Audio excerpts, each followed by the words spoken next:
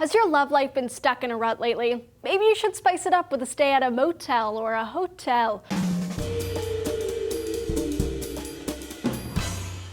Hey lovers, Julia here for DNews. Before we can dive into learning about spicing up your love life with vacation sex, if you're new here, please take a moment to subscribe so you can get new science content every day of the week, and it also helps us know you guys are watching. So it's no secret that after a while, sometimes love loses its spark. Couples get stressed and busy, and sex just doesn't seem to be a priority anymore. Some might turn to an expert for advice. A sex therapist might tell you to try new things or get away for some quality time. But simple hotel sex might be just what the doctor ordered. According to a 2004 National Leisure Travel Monitor study, 1/3 of couples reported they had more sex while on vacation. So clearly people are already taking advantage of a little getaway. So what is it about a hotel that gets people all hot and heavy? Well, for one, it sets the mood. A hotel room could ease stress. Psychotherapist Ian Kerner says getting out of the house might be a way to literally leave all your cares behind. In a hotel, there's no distractions or reminders of life's daily stressors. There's no bills to be paid, no laundry thrown all over the floor. He told the Huffington Post that in a hotel, you're in a place out of time, out of your life.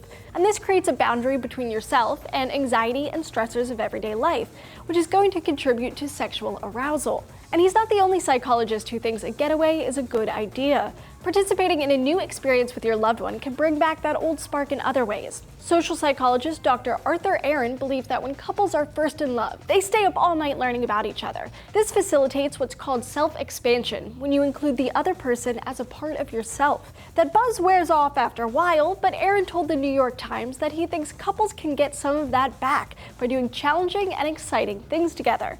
But don't just take a psychologist's word for it. Your brain thinks it's a good idea too. Sex in a new environment is definitely a change of pace, and the sheer novelty of the situation may help bring back the spark. We are wired to get a kick out of new things. New things help improve memory and learning, and one study published in the journal Neuron found out how. In a cleverly designed study, the researchers found that new photos participants had never seen before activated the midbrain, but the photos they had seen did not. The midbrain is part of the brain's reward system, specifically the substantia nigra ventral tegmental area.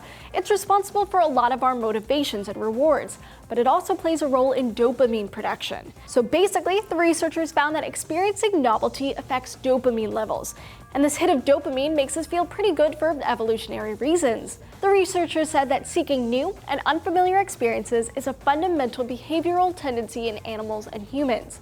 And if you remember some earlier DNews episodes, you might know that dopamine is often called the pleasure hormone, since it's released during pleasurable experiences like eating sweets and, yes, sex.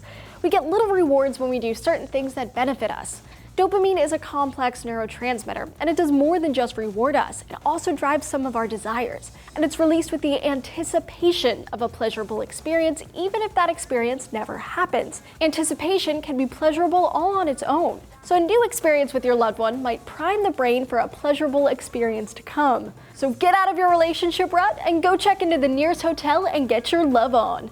Sex is such a huge part of the human experience. Heck, it's a huge part of all of the experience of life, but why? Why do we have sex at all? Trace has the answer in this video right here. Question why we have sex at all has plagued scientists for decades. Some basic theories from the 80s assume the genetic variety is beneficial and sex allows us to purge bad DNA. Alright guys, so do you have any other questions about sex or relationships?